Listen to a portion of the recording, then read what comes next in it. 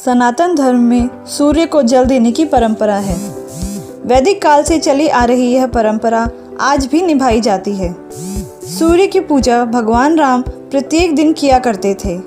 शास्त्रों में भी कहा गया है कि हर दिन सूर्य को जल देना चाहिए। सूर्य को प्रत्यक्ष देवता माना जाता है क्योंकि हर दिन इनके दर्शन प्राप्त होते हैं। बहुत से लोग इस नियम का पालन भी करते हैं, लेकिन इसके भी नियम हैं जिन्हें जानकर सूर्य को जल दें तो जीवन के विभिन्न क्षेत्रों से इसका लाभ प्राप्त किया जा सकता है।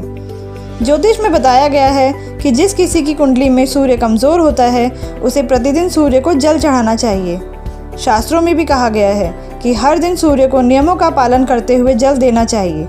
अगर आप नियमानुसार सूर्य को जल दें तो इसका लाभ प्राप्त किया जा सकता है। नमस्कार दोस्तों, मैं हूँ इशिता रावत और आज मैं आपको बताऊंगी कि सूर्य को जल चढ़ाने के क्या फ़ायदे होते हैं और सूर्य को कैसे जल दिया जाता है और क्या समय होना चाहिए। सूर्य को जल चढ़ाने के फ़ायदे। ज्योतिष शास्त्र में सूर्य को आत्मा का कारक बताया गया है। नियमित सूर्य को जल देने से आत्मशुद्धि और आत्मबल प्राप्त होता है। सूर्य को जल देने से आरोग्य लाभ मिलता है। सूर्य को नियमित जल देने से सूर्य का प्रभाव शरीर में पड़ता है और यह आपको ऊर्जावान बनाता है। कार्य क्षेत्र में इसका आपको लाभ मिलता है।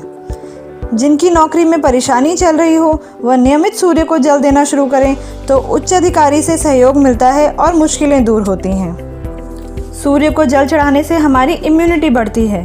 वैज्ञानिकों ने माना है कि सुबह के समय जब हम सूर्य को जल चढ़ाते हैं तो सूर्य से निकलने वाली किरणें हमें हेल्थ बेनिफिट्स देती हैं। सुबह के समय सूरज की जो किरणें निकलती हैं ये बॉडी में होने वाले रंगों के असंतुलन को सही करती हैं। सूरज की किरणों में 7 रंगों का समावेश होता है। यह रंगों के विज्ञान पर काम करते हैं। वैज्ञानिकों का मानना है कि सुबह के समय सूर्य को जल चढ़ाने समय इन किरणों के प्रभाव से ये रंग बैलेंस हो जाते हैं और साथ ही साथ बॉडी में इम्यूनिटी भी बढ़ जाती है। इससे दूर होती है विटामिन डी की कमी।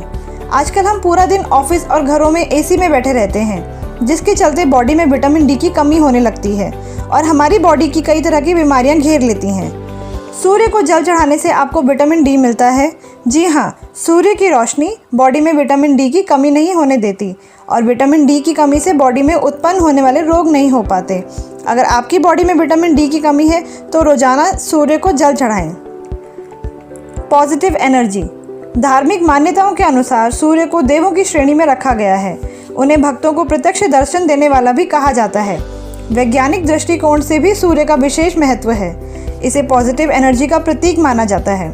सूर्य की किरणें बॉडी में मौजूद बैक्टीरिया को दूर कर निरोग बनाने का काम करती हैं। इससे आपका मन होता है एकाग्रित। जो महिलाएं रोजाना सूर्य देव को जल अर्पण करती हैं, सूर्य देव हमेशा उन पर अपनी कृपा बनाए रखते हैं। जी हाँ, सूर्य को जल चढ़ाने से मन एकाग्रचित होता है, जिससे सीखने की क्षमता बढ़ती है। ऐसी महिलाएं मुश्किल से मुश्किल समस्या का समाधान भी चुटकियों में कर लेती हैं।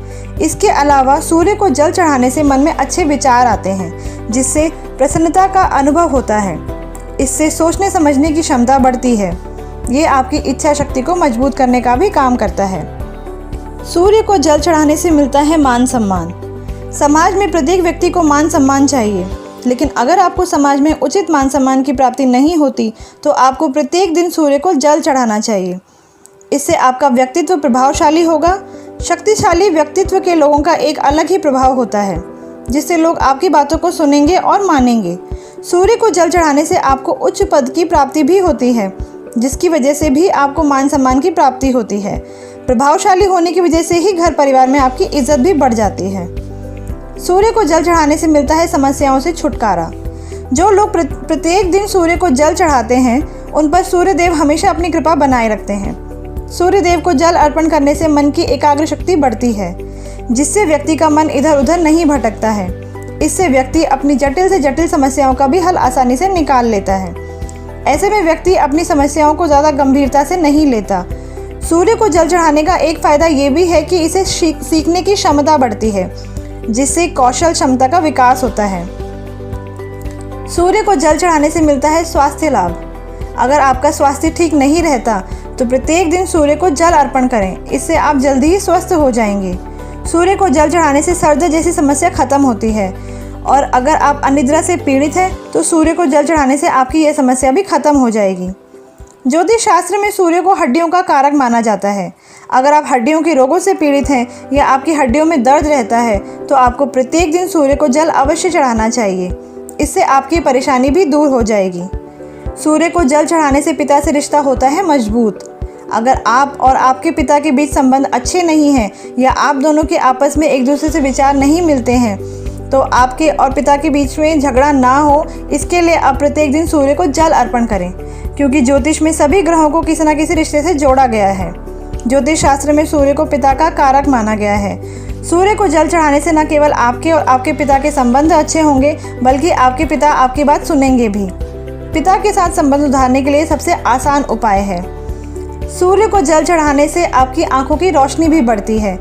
कहा जाता है कि सूर्य को जल चढ़ाते समय अगर जल की धार से सूर्य को देखा जाए तो सूर्य से निकलने वाली रोशनी आपकी आंखों की शक्ति को मजबूत बनाती है।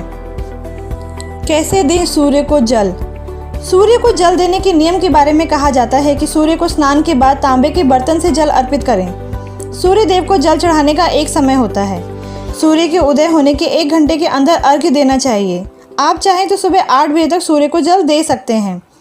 सूर्य को जल देने से पहले जल में चुटकी भर रोली या लाल चंदन मिलाएं और लाल पुष्प के साथ जल दें। सूर्य को जल देते समय आपका मुख पूर्व दिशा की ओर होना चाहिए। अगर कभी ऐसा हो कि सूर्य नजर ना आए तब भी उसी दिशा की ओर मुख करके ही जल अर्घ्य दें।